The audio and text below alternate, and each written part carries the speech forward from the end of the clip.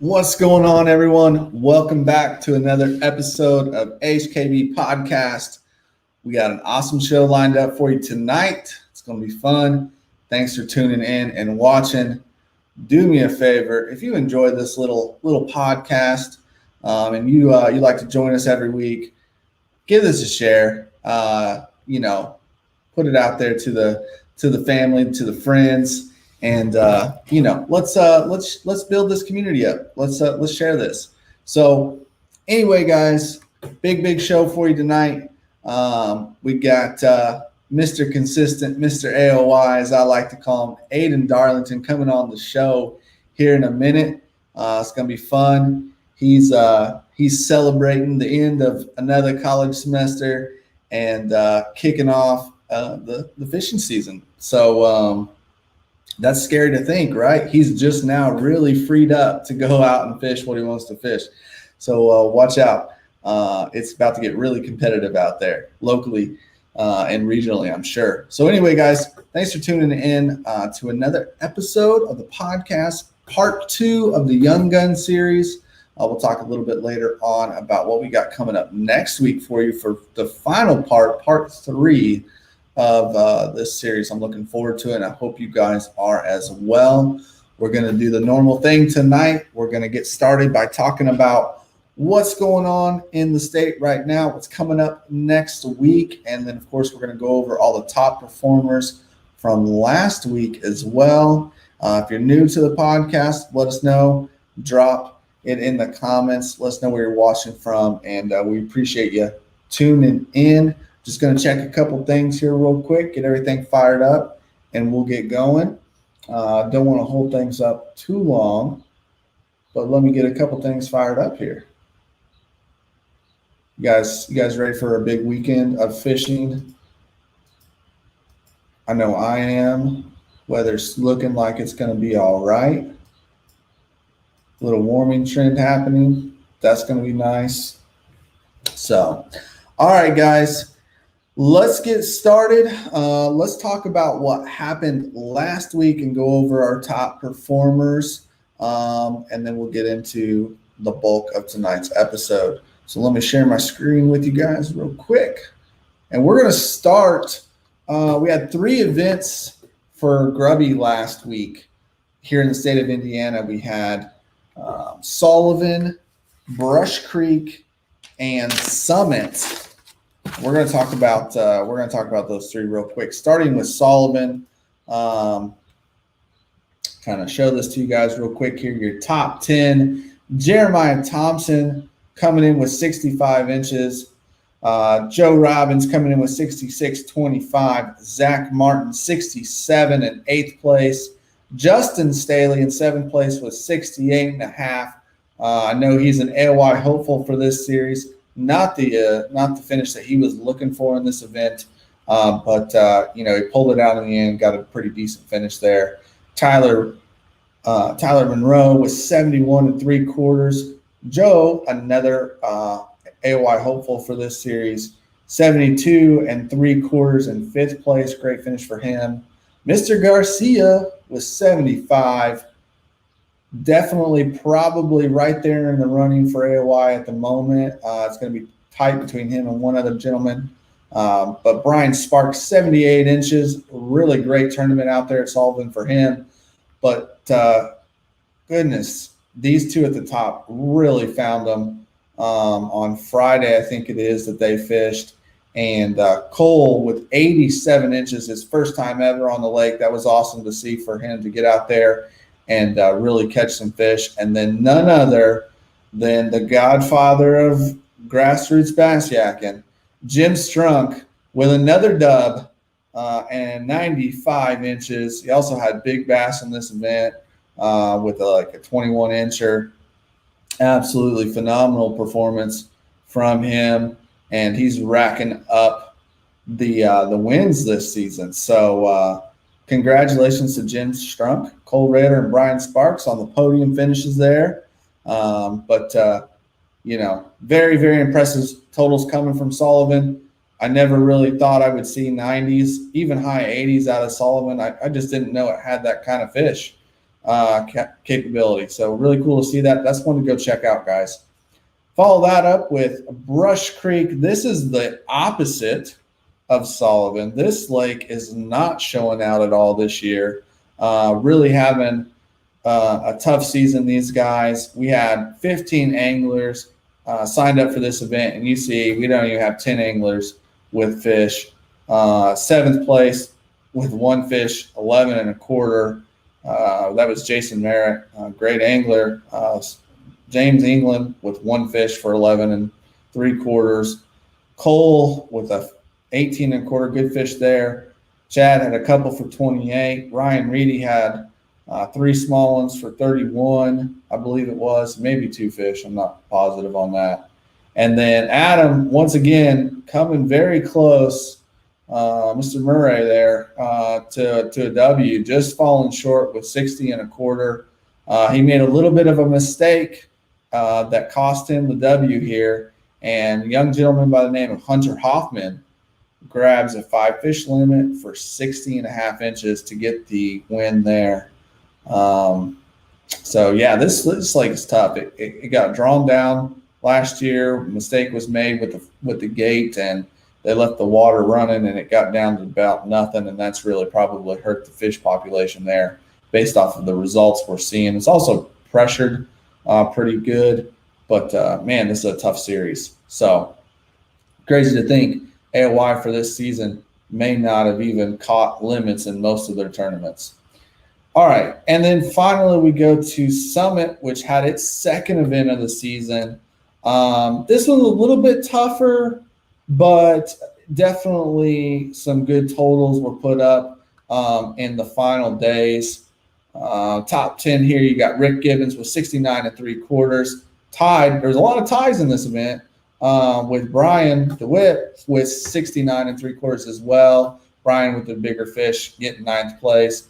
I landed in 8th place. I'll tell a little bit about my day and my story here in just a moment. 73 and a quarter inches for me. Tyler Atwell, 76 and a half, tying with Merlin and Missouri.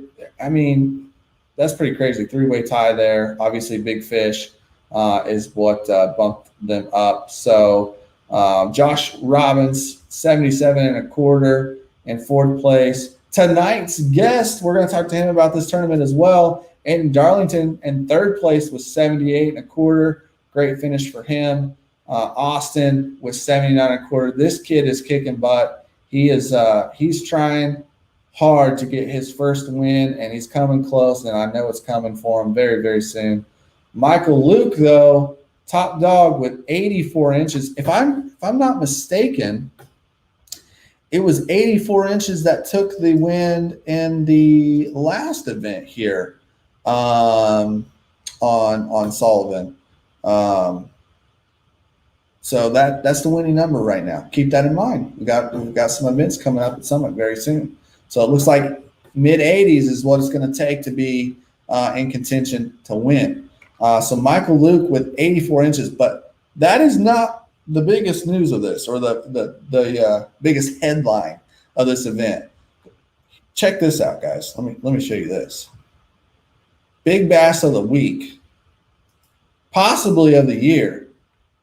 22 and a half inch toad out of a lake where you're doing pretty good if you catch 15 inchers. Like, you catch 15 inchers, you're doing good. This dude pulls out a 22 and a half. I've not heard the story on this fish yet. Hopefully I can. I'm not familiar with Mr. Luke here, but hopefully we hear that story. I mean, this is a great fish. And especially for that lake. I mean, I've heard and I've seen some big fish roaming around in there, but 22 and a half, that's your big bass of the week, big bass of the year so far. I don't know what the record is for SIAC and a.ka, but I know that is a record for grassroots bass yakking. Awesome job, Michael. And here's another look at this week's top performers. Jim Strunk with 95 inches there at Sullivan. Once again, you got Hunter, Brush Creek with 60 and a half, and Michael at Summit with 84. Jim Strunk with our big bag of the week. What a great week for our month for him. He's really on a roll, Jim Strunk. So shout out to our boy Jim. And then one more look at that giant from Michael Luke, 22.5 big fish of the week. All right, guys. Well, that's what's going on, or that's what's been going on in the state. Let's talk about what's going on this week.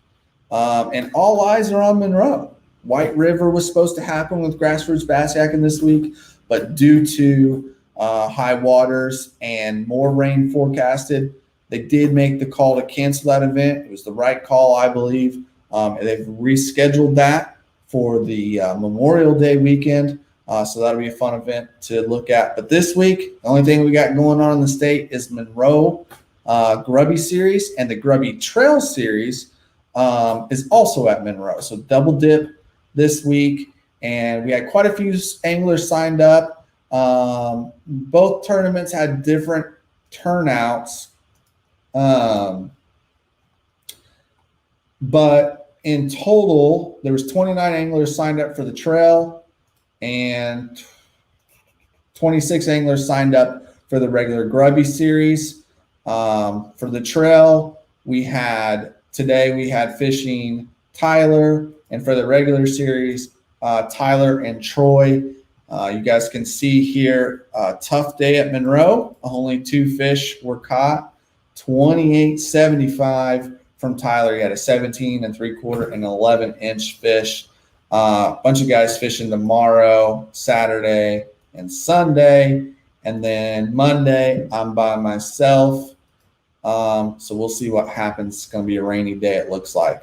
So that's what we got going on in the Hoosier State this week. On top of that, you also have the Indiana Kayak Trail kicking off, but it is actually kicking off up in Michigan at the Cold Water Chain, just across the border there, not too far. It's there's 3 tournaments in that series. That one's at the Cold Water, and then the other 2 are in Indiana, on the northern half of the state there. So that kicks off this week as well. I know a lot of guys are going up and checking that event out. And then, of course, also this week, not a tournament, but if you're looking to get in a new kayak, if you want to try out some kayaks, maybe get in your first kayak, Moving Water Outfitters has a demo day coming up this Saturday. It's going to be really fun. They're going to have a ton of kayaks out there. That's going to take place Saturday morning. Let me get the specifics here for you. 9 a.m. to 12 to noon. That's on Boone's Pond in Lebanon, Indiana. You get more details by contacting Moving Water Outfitters or visiting their Facebook page. But that's going to be a fun event. They're going to have some of their pro team out there, their staff out there, a ton of kayaks. You get out there, paddle, pedal, and check some stuff out. Unfortunately, I won't be there. I've got some stuff going on this weekend, a wedding and that sort of stuff, so I can't go. But there's going to be plenty of other people there to talk to you and help you out. So check out the Kayak Demo Day this Saturday, May 15th, 9 a.m. to noon. Moving Water Outfitters. It's going to be fun. Boone's Pond in Lebanon, Indiana. All right, let's see if we got any comments before we get on with the rest of the show here. Let's see. Yep, just talking about Summit a little bit there. So, all right. Now I've got that out of the way. I gotta share a story with you guys about my day at Summit. So, if you're going to be willing to talk about all the good and the highlights and all the good moments, you got to be willing to talk about some of those more frustrating moments and those not so great days. And almost every episode I say, hey, if you guys have anything you want to hear more about or you want us to talk about, let me know. Well, I've got a couple of comments, people asking me to share more of my experiences on the water and also to kind of talk more about some of the rougher days and, what you do when you're not having a great day and that sort of thing. So that's what I'm going to do. I'm going to talk about Summit a little bit myself, and then we're going to roll into tonight's guest. So I fished Thursday for Summit, first day of the tournament. And I like to talk at the ramp, and I like to, shake hands with everyone and have a good time before the tournament. I'm usually one of the last people to get out on the water. But this tournament was different. I rolled up to the ramp, and I knew it was going to be a beautiful sunrise just based off of how everything was kind of looking when I got there. And I was the first person there. I quickly rigged up in something I've never done before. In grassroots bass hacking, you can launch early. You can kind of go whenever, but you just can't start fishing until it lines in. Like I said, usually I'm like one of the last people to leave the ramp. I'd like take pictures and talk to everyone. And I just took off. I didn't even say hi to anyone. I just took off, and I went cruising around in the lake and then took off into an area and just kind of sat there and watched the sun come up. I was like, total bliss, zenful moment, right? I was loving it. And I was all ready and jacked up for the tournament. And first 10 minutes of the tournament, I'm casting and I'm winding, I'm casting and I'm winding. And I see some fish blow up kind of off in the distance. Push some bait up and a good one come up out of the water. So I start burning in. I'm throwing a spinnerbait at the time. I start burning in the spinnerbait, and because I want to make a cast over there. And boom, I mean, just right at the boat, giant, hits it and takes off. And I'm playing this fish and I'm working it and everything. And I get it and I'm ready to net it. And I go to net it, and like underwater does this head shake because the water's clear at Summit, so you can see everything. And spinnerbait just comes flying out of its mouth, hits me right in the cheek, I swear. And I lose it. I'm just completely done, like out of it. My mind's gone. So frustrated because I haven't caught a big fish at Summit, and I know a big fish like that can make the difference. And you saw that in the leaderboard there, just a few inches between 10th and first, one fish. And so I lose this fish, probably 18, 19, 20 inch class fish, easy, right?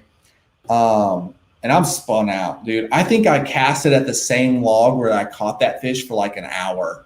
I'm like bird's nesting reels, just completely spun out. And I sit in that area for 2 hours of the morning, and I think I caught one like 13 incher in that 2 hour period, and that was the only other bite I got. And I'm struggling, right? And I don't know what to do. So I just kind of set all my poles down, and I just go trolling around, and I'm looking and graphing, and then I pull up on this bank, and I start getting bit, start catching fish and stuff like that. But the point of the story, one point is, when you get spun out like that, just get out, get out of that area, get out of that space, just kind of relax, take a moment, have a snack, something like that. Go find something else, reset, recharge. Doesn't mean you can't go back to that area later on, but I wasted 2 hours just completely spun out. The other reason I bring this story up is we're going to talk to Aidan here in a minute. And I called him Mr. Consistent earlier and Mr. AOY. You got to be Mr. Consistent if you're going to get AOYs. And I kind of want to know how he handles similar situations where he has a rough start to a morning or a rough couple hours in a tournament, how he overcomes that, how he deals with that. So we're going to talk to Aidan about that here in just a moment. Hopefully we'll see how he would handle that situation. We can all kind of learn from that, because I'm really bad about that, guys. Like I have rough mornings a lot, and it takes me a while to get in the zone and get things going, but I get spun out easy, and it's cost me a lot, and especially in bigger tournaments. So I'm curious to see how Aidan deals with this, and maybe he just doesn't get spun out. Maybe nothing gets to him, and that's cool if that's the case. So we'll find out that here in just a minute. A couple questions here, or at least one. Randy's saying, is there any way to listen to these on not on Facebook, like Spotify?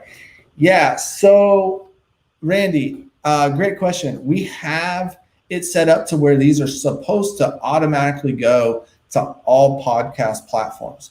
I'm having an issue with it. Had an issue with it last year, got it resolved. Having that issue again with it.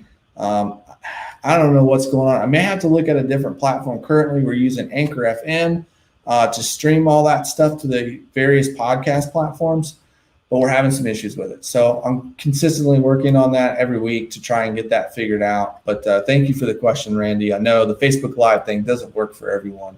Listening to it on a drive is sometimes better for people.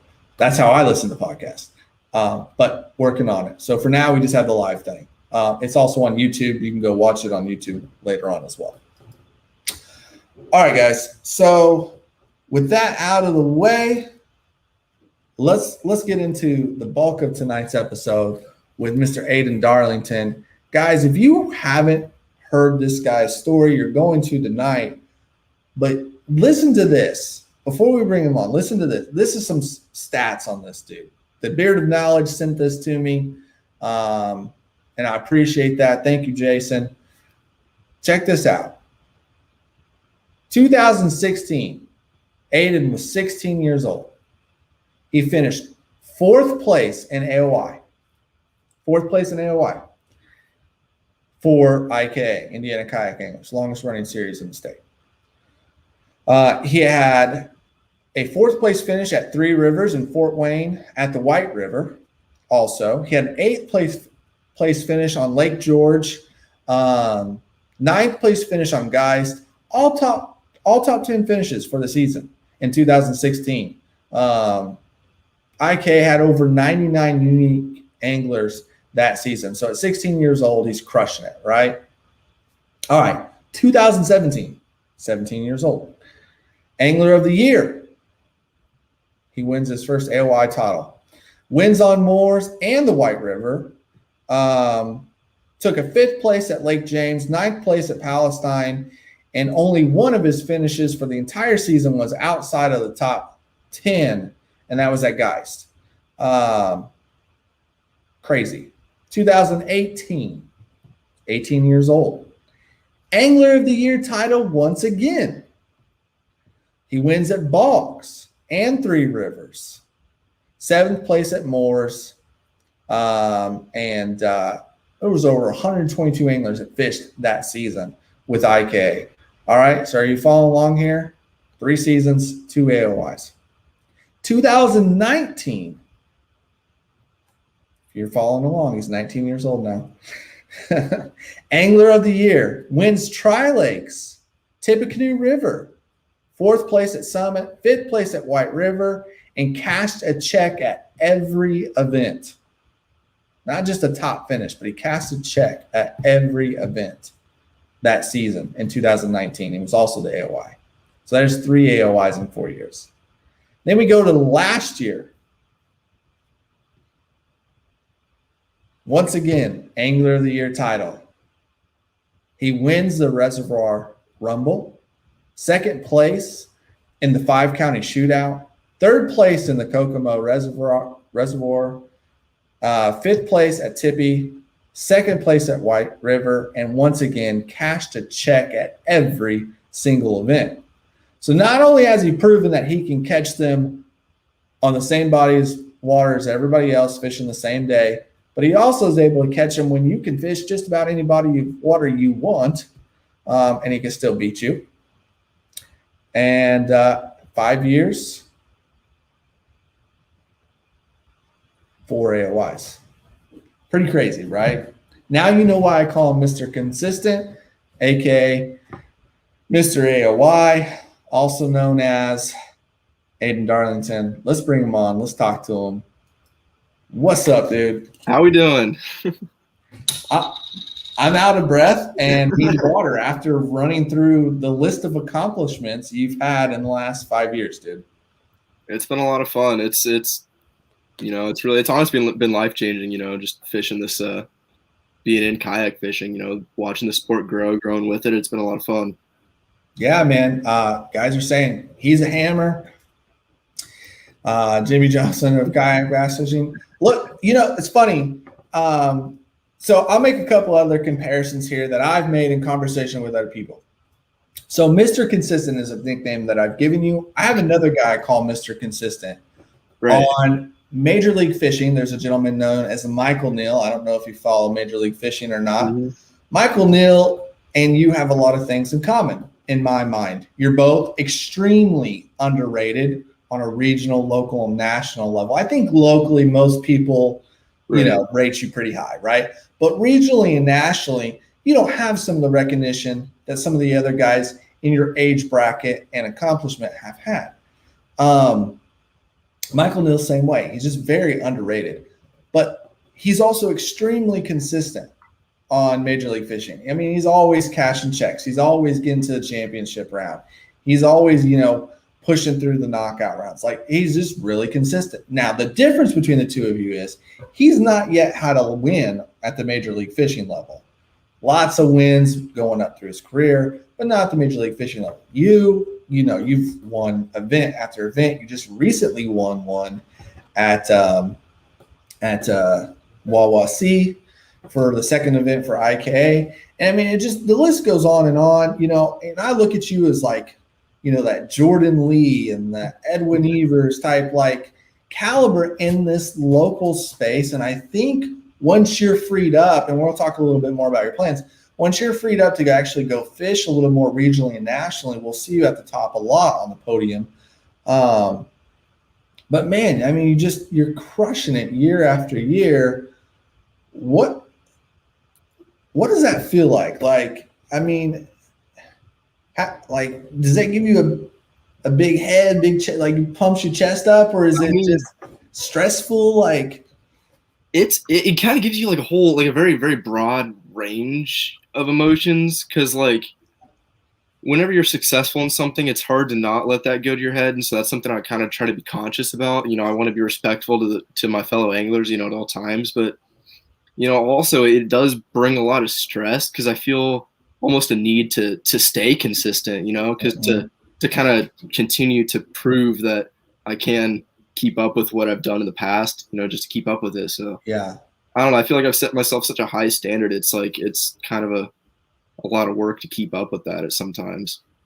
I understand that, and I want to get a little bit more into your fishing style and that sort of thing here in a minute. But before we get into all that, you've had a lot of success. Obviously, you can fish. You can compete with the best of the best. You're in college right now, Purdue, correct? Yep. And you got a couple years left, right? Yep. Mm-hmm. What are you thinking, like, fishing wise after college? And you've got that off your plate. What are you thinking?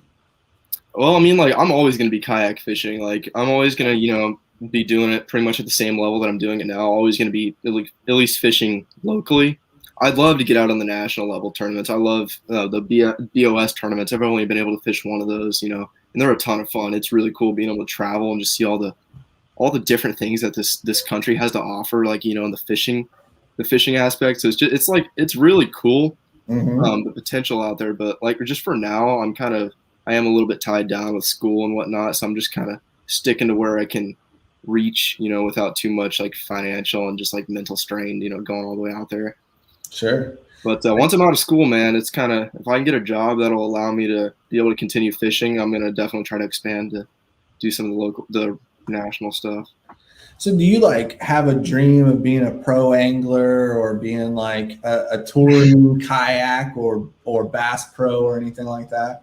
No, I really don't. I mean, I honestly do this mostly just on the side as fun. Like, I really enjoy it. I love this. It's one of my favorite things, It's like, it's my release. It's like kind of my escape from all the stresses, and it's kind of a bonus that I guess do well at it, but it's just, that's the main draw, I guess, for me. It's never really something I've considered to be, kind of a way that I can make a living, but it's just kind of a side gig, and it's a lot of fun. And so that's because it's that, I feel like I'll never lose it. So it's really exciting. That's awesome. It's rare that you find someone who is competitive as you are, and as accomplished as you are at your age, that doesn't have those aspirations of being, one of the top guys. I mean, even talking to Nick last week, he kind of said, hey, maybe 4 or 5 years, I'd like to get into a boat, kind of fish the opens and kind of work his way up, which is great. Yeah. And that's kind of what you usually expect to see. So it's interesting to hear you say, like, hey, no, this is just something that I love to do, but it's not the dream, right? It's not Right. you haven't had this vision of walking across the classic stage or anything like that. Oh man, don't get me wrong. Like I would love to have if I was presented the opportunity to where I could go a little bit deeper into college bass fishing or some sort of like major pro trail, I would definitely take advantage of that. But just kind of the way my life's looking and the way I'm taking my route with my education and looking for a job and whatnot, I guess it doesn't really line up. So it's not something I stress about because like fishing, like you can fish till the day you die. Like literally, it's not something. Look at Rick Cludd, right? Like, yeah, exactly. It out there. Yes, sir. All right, cool, man. Well, that's good to know. I mean, you seem like a really chill, kind of just nonchalant kind of guy. For the most part, when I see you out on the water or at a ramp or just kind of interacting with you, do you fish like that? Is that how you fish? I fish very competitively. I'm like, I don't know. It's kind of hard to really, I don't know. It's something I really haven't thought about a lot, I guess. It's a good question. I guess I kind of, I like to come off as like a very personable person. Like I like to be able to interact with everybody, be like people be comfortable approaching me, talking to me, cause like, I want to grow the sport, want to promote the brands that I represent, stuff like that. But on the water, you definitely have to have like a certain mindset to want to win. Because because like a tournament, I mean, they're 8 hours long, 7 hours long.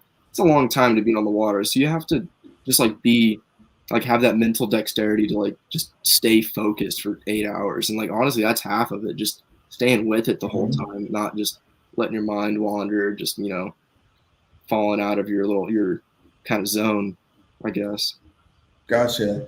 So did you play ball sports or anything growing up? That's kind of before I even started kayak fishing back, like when I was real young, I did taekwondo and baseball. Those were kind of the two big things that I grew up doing. And then I actually quit, like hard stop both of those right around my freshman year. And that's when I started kayak fishing, doing the tournaments. And since then I haven't done anything else than just do my school stuff and fish tournaments. Are you naturally competitive? Yes, yeah. Yeah. So everything you do, right? Like whether it's fishing or, playing flippy cup with the friends or whatever, like, you're just like super competitive. I'm not like super competitive, but like I like to win. Like, I like to, I don't know. I'm not much of a trash talker. So like, I won't really like go out. Oh no, Nick might have something different to say about that one. Oh yeah, I watched this podcast. No, if you're one of my close friends, like in my inner circle, yeah, they might have something different to say. But okay, all right. I'm gonna have to get in on this trash talk circle. That stuff gets me going, gets me riled up. I like it. So, okay, well, so you're a little bit competitive, right? Mm-hmm. How do you keep your mind in it on these tournaments? Because I mean, you've won some grinders, dude, like some really tough events. And in fact, I'd say that's kind of your MO. That's kind of your thing, right? I would agree with you. Yeah. Yeah. So how do you do that? How do you stay in it for 8 hours? The way I always look at it as is there's always fish in that lake that will beat whatever limit, whoever else has. So say I'm fishing against you and you've got 3 giants, like I know for a fact there's probably 3 fish in this lake that are bigger than the 3 you've got. So I could win at any point in the day. And so you never know when that bite that's going to come that will literally turn it around. It could come at any point in time. So you just got to be ready for it. Yeah. Perfect example. Lake Wawasee. Jackson's leading, thinks he's probably got it in the bag. And like literally last minute, you landed an upgrade, right? Yeah. I had 2 docks. Like I was fishing boat docks at the last hour of that tournament, and I had 2 docks in a row. I caught a 14 and a 14 and a half. I had 2 coals in the last 12 minutes. I was able to get the win from Jackson. That's crazy. And he's done that to you. He's got it's part of the game. I love it. That's why it's right. Fun. You, Jackson, and Nick have always really battled it out. You and Jackson specifically, very much battling it out, 1 and 2 spot. And that's been so fun to watch. We talked to Nick. We've had Jackson on the show several times, which is the only reason he's not a part of the Young Guns, because I've got the group of 5 of you that I consider the Young Guns, and he's very much in that. But so we had Nick on last week, and he talked a lot about throwing a Cinco. Yeah. And no surprise there. How he threw it was a little bit of a surprise to me. Yeah. And he talked about just fishing real slow, real methodical, weightless, small Texas rig, that sort of thing. He doesn't fish it wacky, he said, which is surprising to me. You're known for the Ned rig. I know you throw the Cinco a lot too. But yeah. You're known for the Ned rig. I mean, it's hard to beat it. Yeah. At least in my opinion. But yeah. You fish that everywhere you go. I mean, it doesn't seem like it matters what kind of lake it is. You're fishing the Ned rig. Is that a bit of a myth about you, or is that dead on? Like you're throwing that in the wood, the grass, the docks, the rocks, everywhere. It's 100% true. You'll find me fishing that thing in like 20 feet of water. You'll find me skipping docks with it. I'll be like literally. It's kind of ridiculous, but it's almost a crutch at this point. If I'm going to be completely honest.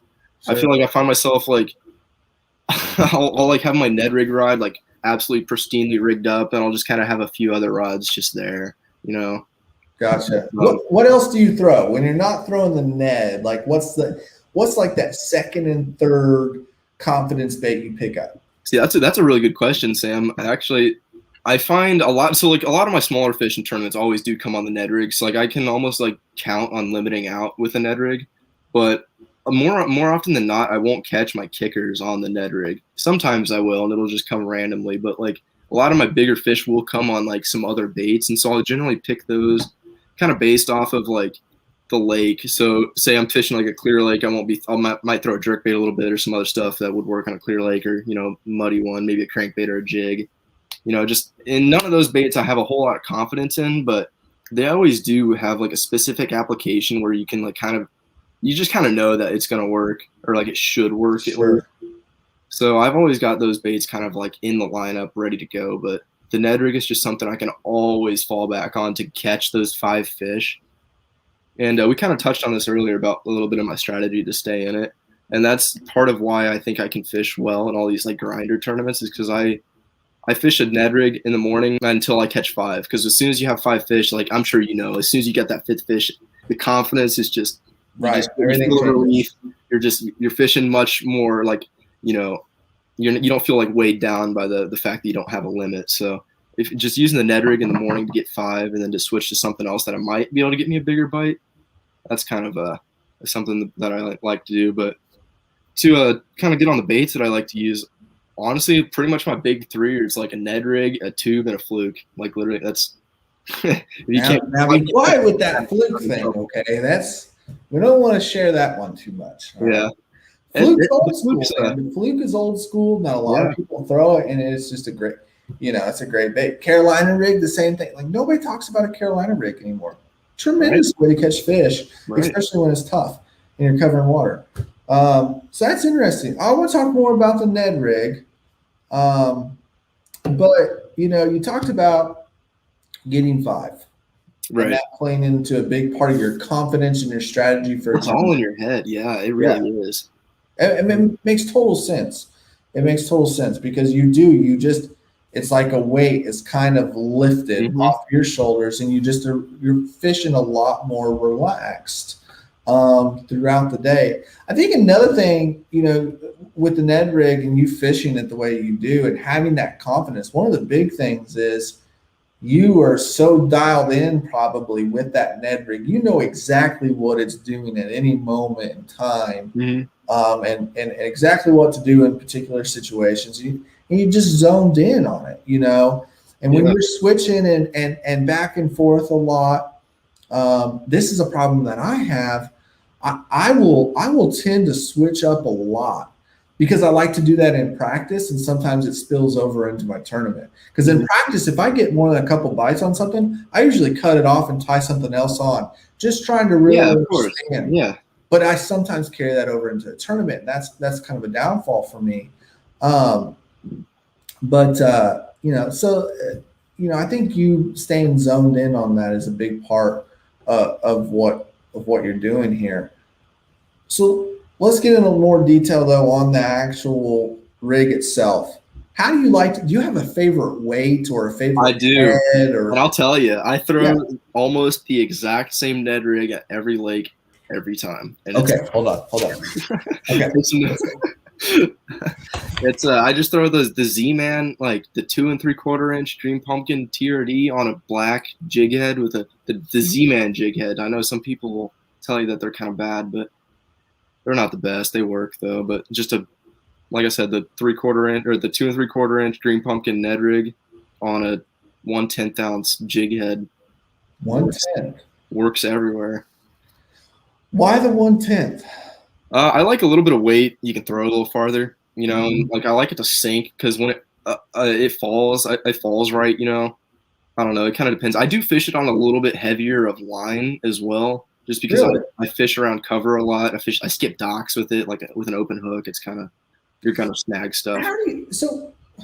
Man, there's so much here I want to talk about because the Ned rig has been something that I've hated fishing for a long time. I've recently started fishing a little bit more, and I have found I always fished it with real light tackle, real lightweight heads because I thought this was the deal. Mm-hmm. I have found lately I've been throwing like a 1/4 ounce Ned head. Really? Yeah, and I've been finding that fast darting fall really gets bit really well. Yeah. But my biggest frustration with the Ned is, man, it just seems to hang on everything. Oh, it does. If I'm setting the hook on something, it's either gonna be a stick or it's gonna be a fish. Like I'm either gonna be like paddling over there to unhook it, or I'm gonna be netting it. One of the two. So funny. And I mean, it picks up on any piece of moss or grass or really slime. Will. So how do you just fish through it? Like I just deal with it. Yeah, it's something like, I mean, at this point, like I've been doing this for a couple of years now. It's like it's kind of the staple of my arsenal. It's kind of my go-to. So I'm used to like unsnagging my stuff. I'm used to losing them. Like I lose literally a pack of Ned rigs, like a whole bag, like 5 of them each tournament I go. Like sure. It's just part of the game. Is if you're throwing something like that, it's gonna hook random stuff, but it's gonna catch fish too. So I mean, Well, I mean, man, the story is definitely unfolding here. You're sticking with something all day until you've got a limit, and you've got that mentality. Any minute, I can catch the 5 biggest fish in this lake. And you've done it, and we've seen it.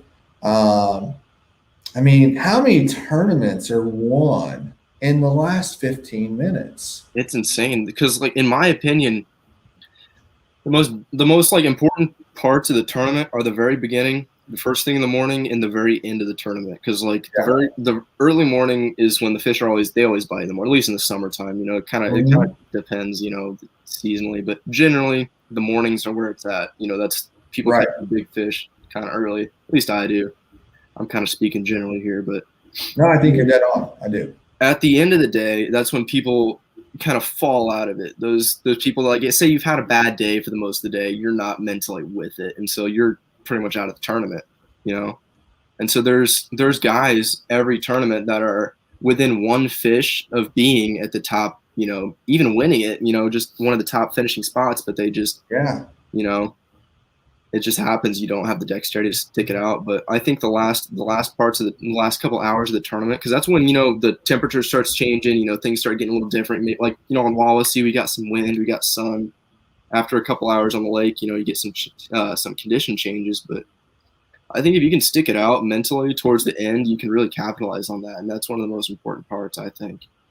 Yeah, man, your fishing IQ is really showing here. There's something that surely everyone listening to this and watching this, especially if you're from Indiana and like bass fishing, you know who Jacob Wheeler is, right? Really? Yeah. Jacob Wheeler coming out of Fisher's area, growing up here fishing, and then goes on to be one of the biggest names in the sport. He talks about this exact same thing. Really? He talks about that morning bite, and he talks about something about that like 2 to 3 o'clock time frame. You know, we talk about feeding periods a lot, Mm-hmm. especially I do. I'm really big on like moon phases, Yeah. feeding periods, and alt and beta activity. But he's several videos I've seen where he's either talking about the subject or he just brings it up, where it's like that 2 to 3 o'clock window or 1 to 2 o'clock window. Those last couple hours, something seems to always happen on a lake. And for me, what I think it kind of is like you said, like those fish, they stack up, they eat really good throughout the day or throughout the morning, and then they just kind of chill out in that late morning period. And then something about, you know, so a lot of times your wind kicks up in the afternoon, like you said, the sun positioning, something about it just gets them eating again. And you say that along with guys falling off at the end. And man, I've been guilty of it. Oh, I have too. Like I've had tournaments where I'm like, I'm just not feeling it. I'll get off the water an hour early, you know, and so I end up thinking about it later on. I'm like, there's a whole hour of fishing. I could have won the tournament in an hour because like Right. anybody's capable of catching 5 giant fish in an hour. Like it can happen. I know. And what's crazy is I have seen it so much, you know, because I've been doing this for so long. I've seen it so many times watching the big guys, and then, you know, even at the local level doing my thing. And there are still times where I'm like, I'm ready to get out of here. I'm going. Yeah. And then it never fails. Yeah. About the time I pull the last strap on the kayak, I'm like, how dumb was it that I just did that? I mean, well, just recently, Monroe, I had like nothing. I had a small limit. And then, you know, pull up on a point, and in 5 casts. The day is different. I love it. 5 casts, 96, 95 inches. Like that's insane. That's what I'm talking. That's why I love the sport, and that's just such a draw to it because like you just the uncertainty is just it's awesome. You never really know, you know. Yeah. So if you're watching and you're a tournament guy and you're one of those guys is like, noon's here, I haven't caught anything, I'm gonna get out of here and head home. Don't rethink it. Literally. Just change spots. If you're not catching them here, just go somewhere else and don't catch them. You never know. Maybe they'll go over there and slay them. Check out something you've never done before. Like try something you've never tried before. Utilize that time differently than you do now, because so many, and even if you don't win, so many checks have been cashed because someone stuck it out the last hour. Yeah. You know? So a couple things to take away from this, guys. Pick up the Ned rig. You got to fish the Ned rig if you want to compete with Aidan in any series he's fishing. And stick it out. Stick it out. It's good for you. If you guys have any questions for Aidan or for us in general, throw them up. We got some comments here. Austin saying, I know someone a few weeks ago knocked out second place at Monroe at the end. Yeah, he's talking about me, right? And I've done it more than once. I've seen you do it more than once. I've seen Jackson do it a bunch. I've seen, Jackson's notorious for those like last minute finishes. I know he won I think it was the championship last year with like a literally last minute finish. Like that's crazy. It can always happen. Drew Duncan at the state championship. Day 2, he hadn't caught a fish all day. He had nothing. And he's working his way back, and he's like, I'm going to go check out this other area. Kind of solid in practice, caught a couple there or whatever. He goes there, and like it's just fish after fish, you know.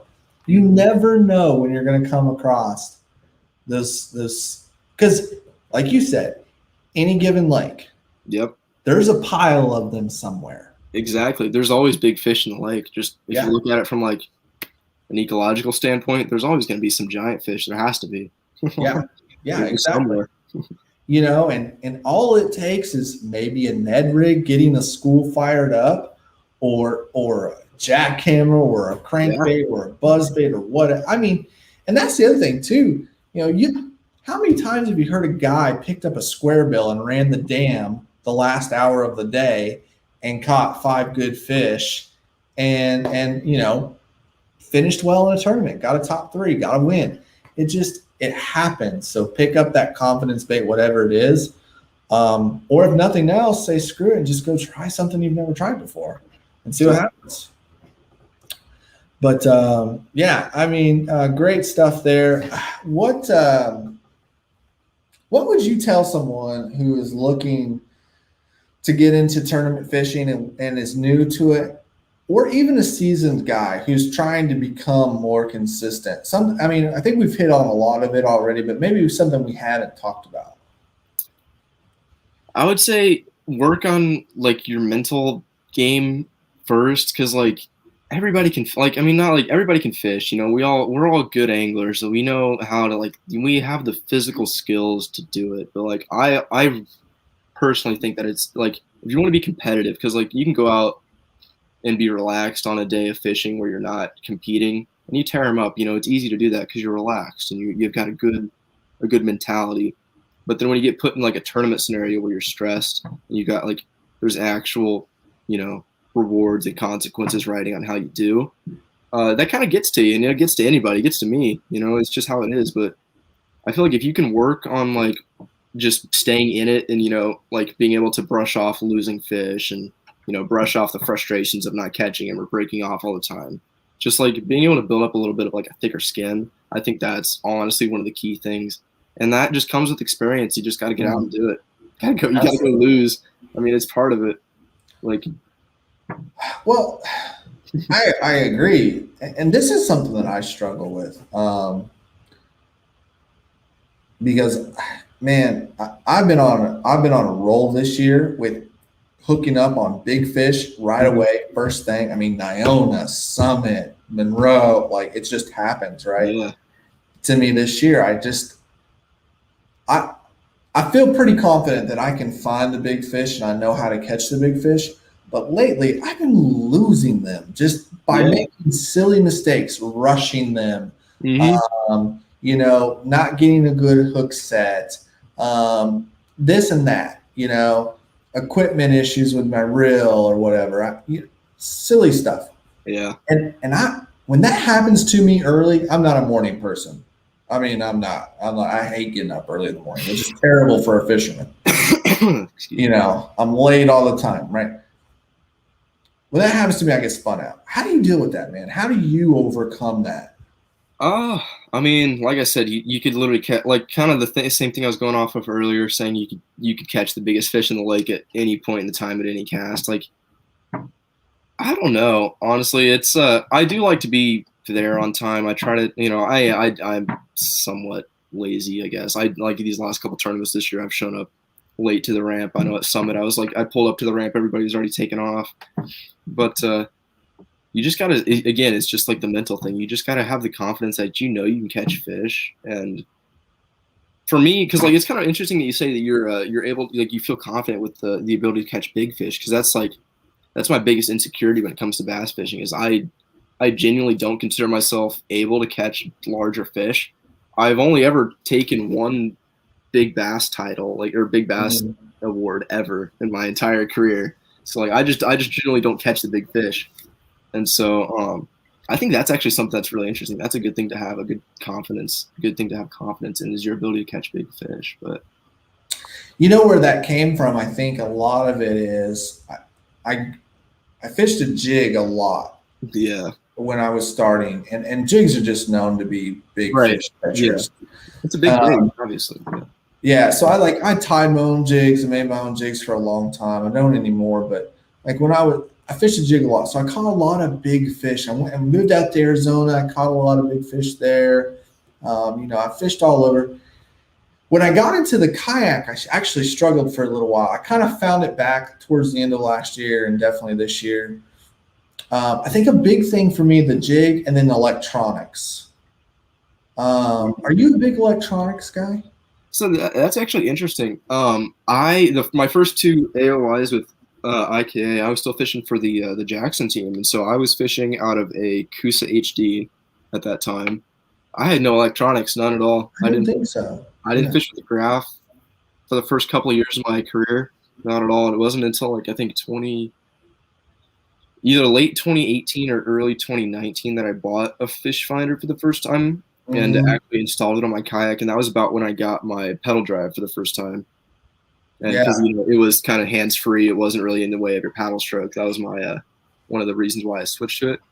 But once I switched to the graph, I genuinely think that my ability to fish like offshore, it drastically increased, because like I've always been somewhat of a bank beater. I love fishing docks. I love fishing shallow stuff I can see, weeds. Love that stuff. But getting the graph and like kind of expanding my horizons, I think it just made me a better angler overall. Like, I'm still not the best offshore fisherman, but having the ability to do it and just like the confidence knowing that I can do it if I have to, it's good. Yeah. I think there's also there's two different ways people fish a lot of times. Mm-hmm. So, you've got, I'm going to fish for a limit, and then I'm going to fish for a winning bag, the big bag, right? The 5 bites. That's a tough strategy. Yeah. And I am guilty of the latter. I've always, especially since I've been in a kayak, like I fish for the big bag, and it's burnt me a lot. But I can't go to that place where you are. Like, you're going to start with a Ned rig in the morning. There's no way I would start with a Ned rig. Like, I'm going to be throwing something. I'm going to be throwing a big bait, because my thought process is the biggest fish are going to bite first in an area, right? Mm-hmm. So I'm throwing It's interesting. I actually disagree with that. If I'm honestly, I always seem to catch the small ones first, and then I catch because you're throwing a smaller bait, though. Get the big one. True. That's true. We are approaching it differently, so that's very true. I'm going to throw a big bait, big swim bait, big buzz bait, big jig, big spinner bait first, because I don't even want that little fish to even think about it. Like, I don't want that, because my thought process is, when I get into that area, those big fish, the more they know I'm there, the less likely they are to bite. That's very true. That is 100%. I'm trying to get them right out of the bat, and then I kind of go down right from there. And so I'm never going to start like with a net. Never would I ever do that. But I'm trying to morph the two. I'm trying to not spend too much time looking for the giant bag, but also not spend too much time fishing for the 12-incher. Sometimes I do better than others, but it's just different strategies, and it's interesting. But it's obvious, if your goal is to get AOYs and to cash checks, the strategy of let me get 5 fish first and then upgrade is definitely the way to go. I mean, hands down, I think. Yeah, for sure. So I think it's great. If you, and that answers the question basically I was getting at. It's like, if you want to be a more consistent angler, do what Aidan's doing, or a version of what Aidan's doing that you're confident in. Doesn't have to be the Ned rig. It could be a shaky head, a drop shot, it could be a crankbait, but just pick up that thing that's going to get a lot of bites. Just have fun with it, because one of the ways that I kind of look at it as is, if you catch enough of them, you'll catch a big one. Like, if you catch 30 fish, like, what are the odds that one of them is going to be a big one? Like, you go on any lake and you catch 30, like, you're probably going to catch at least a few decent fish. So yeah, and I think Nick said something to the effect too of like kind of taking that weed them out strategy. Yeah, exactly. Like, and there are certain lakes that I'm going to do that too, and quite honestly, Summit being one of those. Yeah, Summit's a perfect example of that. That's exactly my strategy on Summit. I just literally go out there and I catch, because the big ones bite, in my opinion, the exact same way the tiny ones do. So you just go out there, you might catch 10 little dinks, but the 11th fish is going to be the one you want. So yeah, man. The little ones only add confidence. Dude, I've been looking forward to this episode for a long time, just for this. We've never really spent much time talking, you and I, other than, passing at a boat ramp or something like that. But I knew you kind of had this way of thinking that was similar, and I've been looking forward to this for a long time, and I think we should do this again. Yeah, I love being on here. It's fun. Yeah, because I think a lot of people would get, something from this, and we've only touched a small bit of what it is that makes you the angler that you are. I do want to get a couple questions though before we run. Of course. These are some good questions here. How do you feel about pre-fishing? Do you pre-fish? Okay, if I'm gonna be honest with you, whenever I pre-fish, I do so much better. It significantly increases my confidence. I like, because you go out there, you know what you're looking for. You have a spot to go to. You know, you just feel better about it. But unfortunately, I don't get a lot of opportunities to pre-fish, especially this year and last year, just because of school. So I've been kind of just going in blind for the most part. But the thing about IKA is a lot of the lakes that are fished in IKA are lakes that I have at least a little bit of history on. So I kind of go out there knowing what the lake's going to be like, and then I just kind of cross-reference that with the time of year and just make a best guess and see what happens. But pre-fishing is super important. I think, like, if you want to win an event, get out there the week before, practice it. Get out there a couple days before the event, practice it, but don't crack them. That's the only thing.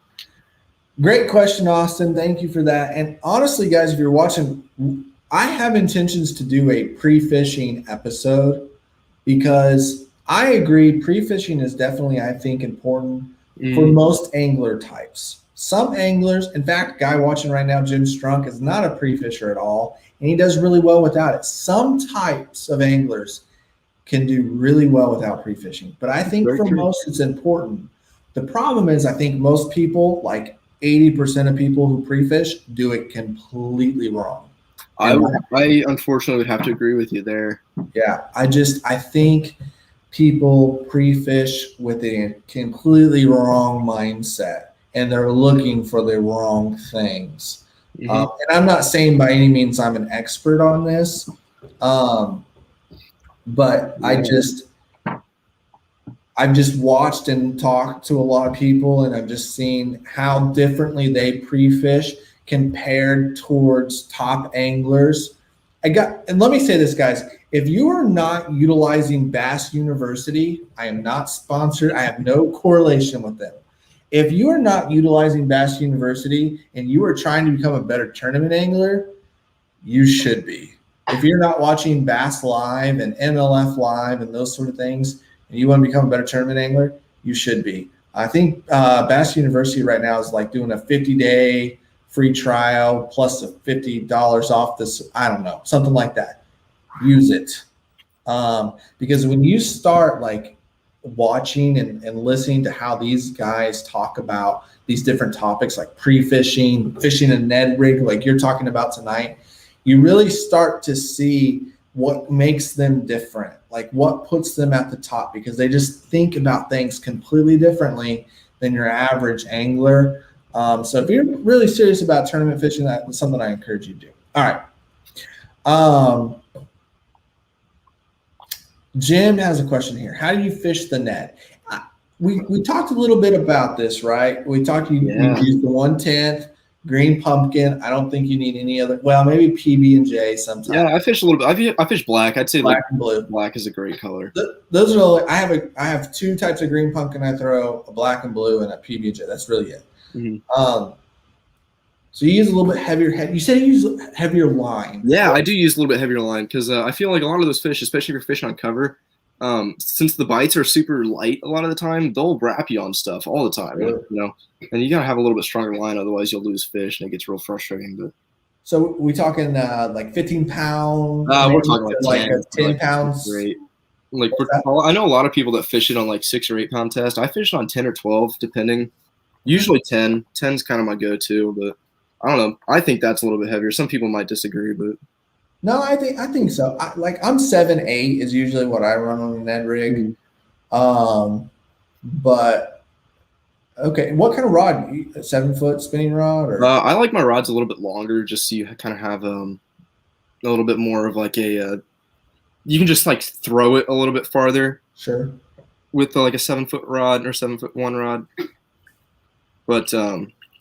I don't know. I think if you use like too short of a pole, you or like if you actually, I should say, if you use a shorter pole, it really helps with like your ability to fish, like to skip docks, to fish shallow.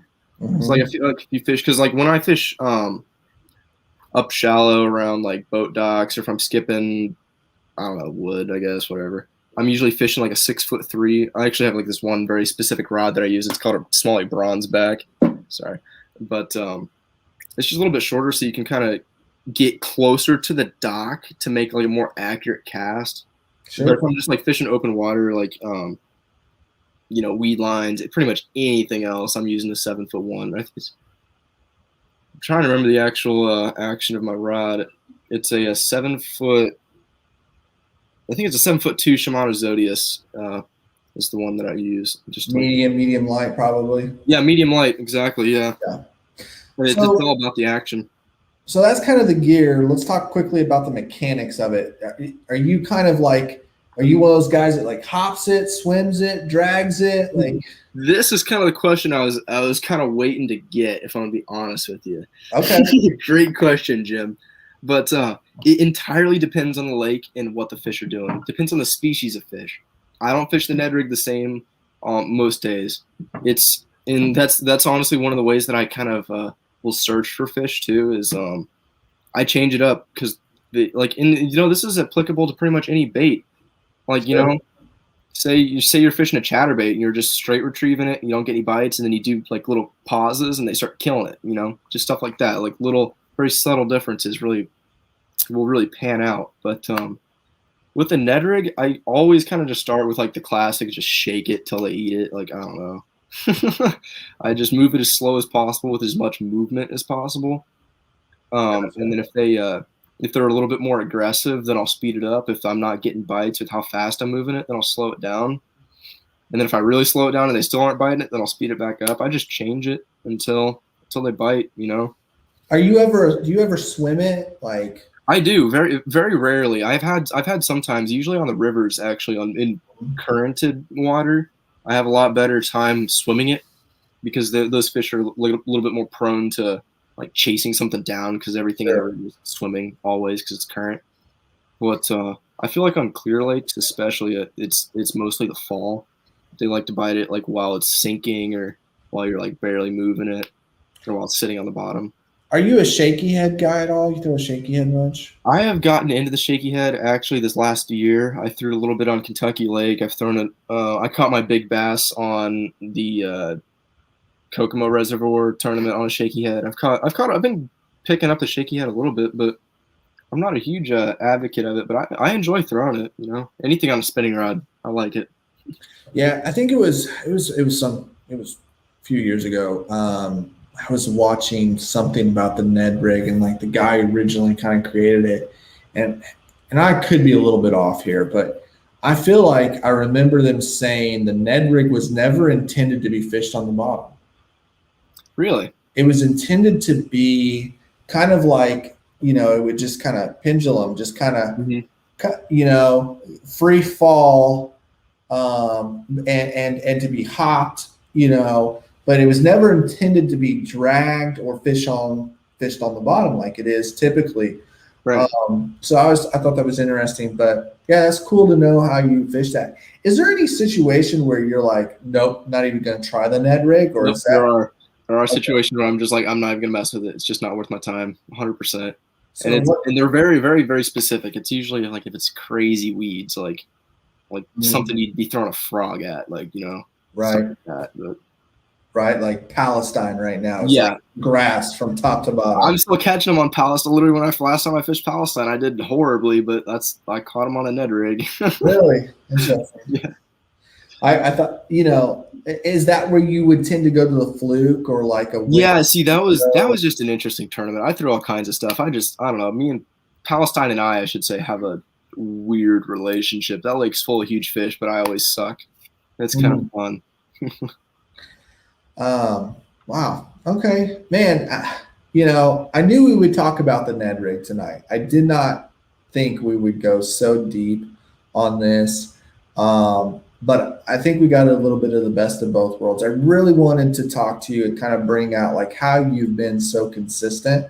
Mm-hmm. And the Ned's just a big part of that. And then the other part of it is obviously this mental game, this mental strength that you have.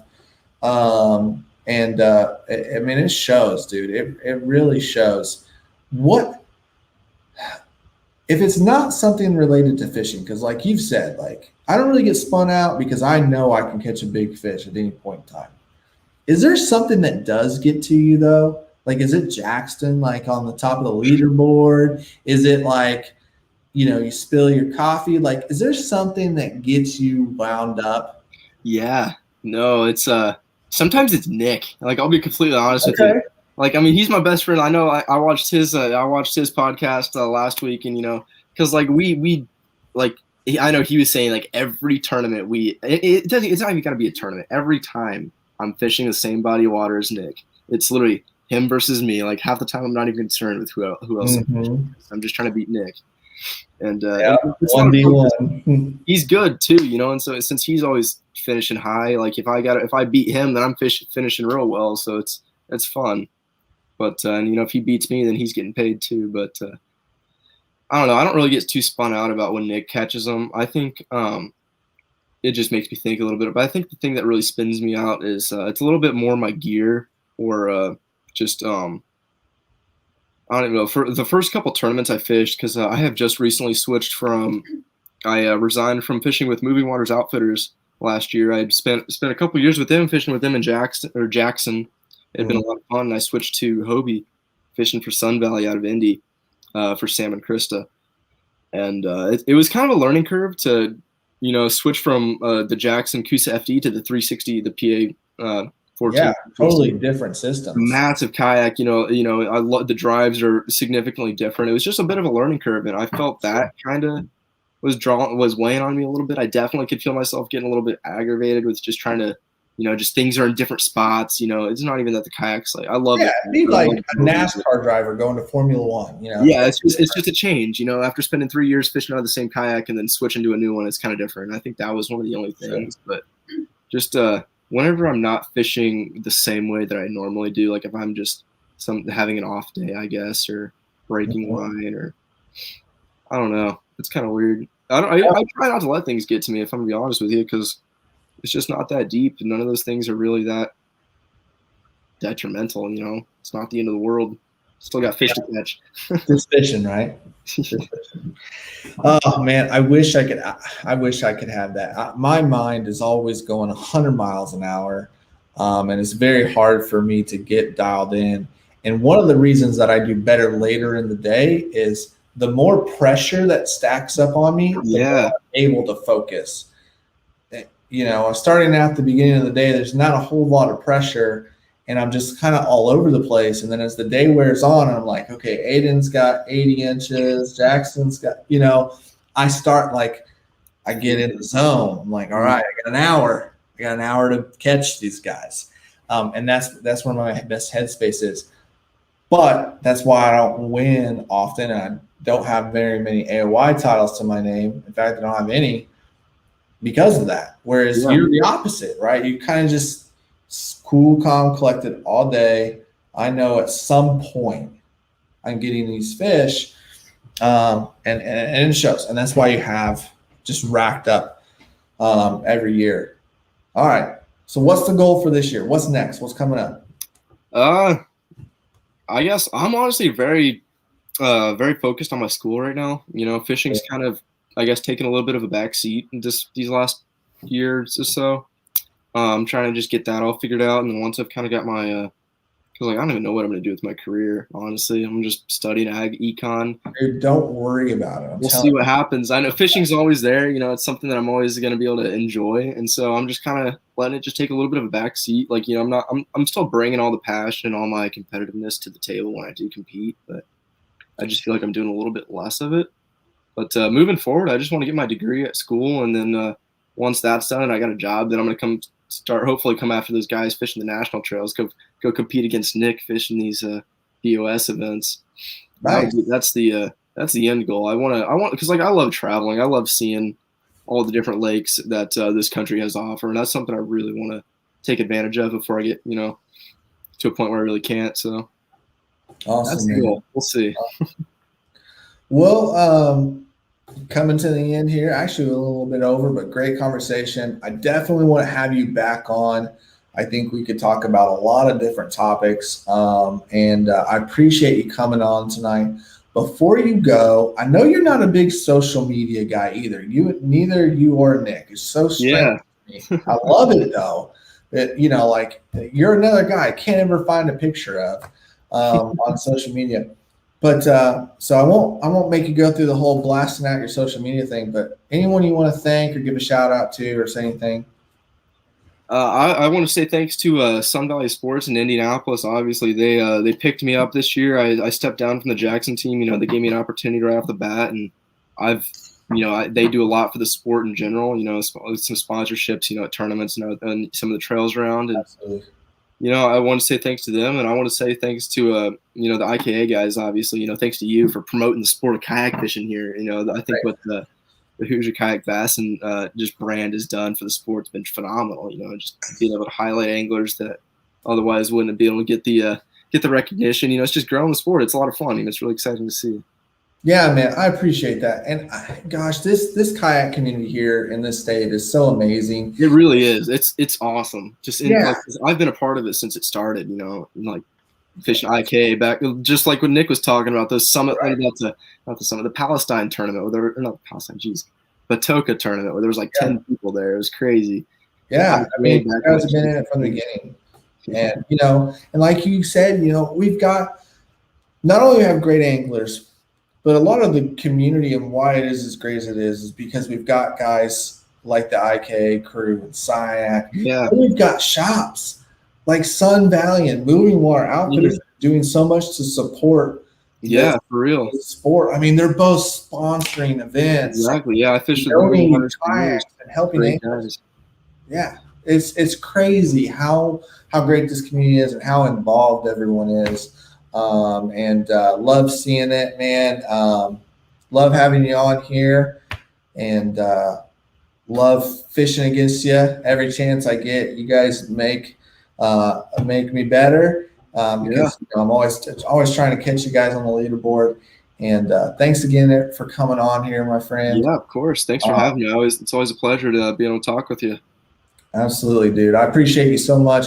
We'll get you back on here sometime later on this year to talk about something else, or maybe talk about the Ned rig some more.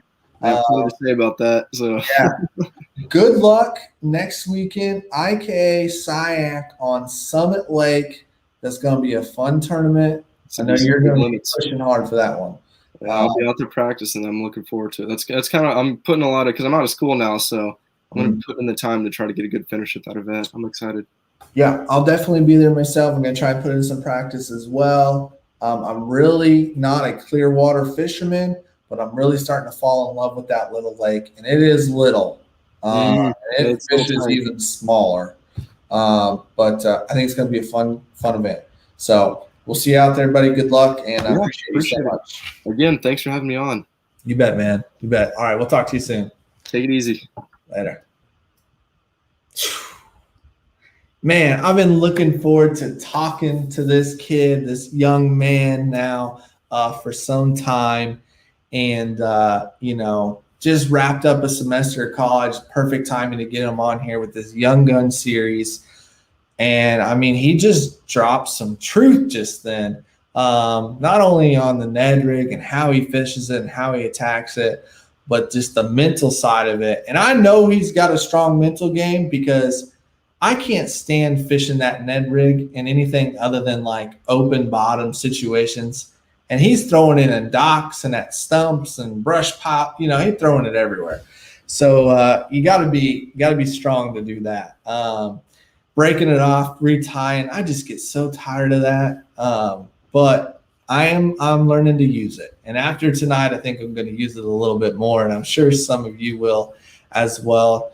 Thanks for tuning in, guys. Thanks for participating and asking questions and getting involved. We want more of that. So please share this with your friends and family and in the groups and all that kind of stuff. Let us know what you'd like to see when we announce who we're going to have on. If you guys have questions, let me know. Make sure to tune in. We'll try and get this issue resolved with not being able to stream these to the podcast platforms soon enough. But it was a great episode, I think. I learned a lot. Hopefully you guys did as well. Aidan's an amazing angler, amazing guy. So it was fun to talk to him. Make sure, guys, coming up next week, get signed up. Indiana Kayak Anglers and Southern Indiana Yak Anglers Club on Summit. It's going to be a great event, double dip. Going to be fun. A great opportunity if you're a SIAC guy who's never fished a.ka and vice versa, a.ka never fished SIAC, to meet those groups and fish against some new anglers. So definitely check those out. I think what else we got next week? Grassroots Bass Yacking is on bluegrass and raccoon. That's going to be fun. If you want to head out of state, they've got the St. Clair series next week as well, I believe. So that's really cool. Of course, there's some stuff going on in Illinois as well. But check that stuff out, guys. It's going to be fun. Of course, this weekend, again, Moving Water Outfitters has their demo day. They're on Boone's Pond in Lebanon, Indiana. You can get more information about that by contacting Moving Water Outfitters, or hit me up as well. If you're in the market for a kayak, I got one for sale. Shameless plug here. Slayer Max Propel, lightly used. It's for sale. If you need a kayak, I've got one. Anyway, appreciate you guys tuning in. Next week, we finish up this 3-part series with Brendan McDougall and my boy Jack. That's going to be a good episode. These are 2 young guns, the youngest of my young gun crew. And I think just turned 16, 17, just got their driver's license, and they're really pushing hard and trying to make a name for themselves and doing well. Both of them finishing in the top at the recent a.ka event. So it's going to be fun to talk to them and get to kind of see that perspective, right? We've kind of seen, early 20s here, fished a few years, kind of grown up doing this. And now we're going to get to see, the starting phase, right? Getting into it very, very young. And that's going to be interesting to hear a little bit about them. But I'll tell you something all of these guys have in common. They're all finesse fishermen. They all like throwing finesse stuff. And that's key here in the state of Indiana a lot of times. I know a lot of you can't put the jackhammer down, and I get it. It catches big fish, and it catches a lot of fish sometimes. But there is another alternative, and that is the finesse game. So we'll talk a little bit more about that next week. I appreciate you guys so much. Thanks for jumping on with us tonight.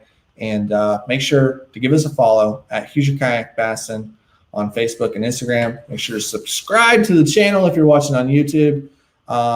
And of course, check us out at HoosierKayakBassin.com. Appreciate you all so much. We'll see you next time. Later.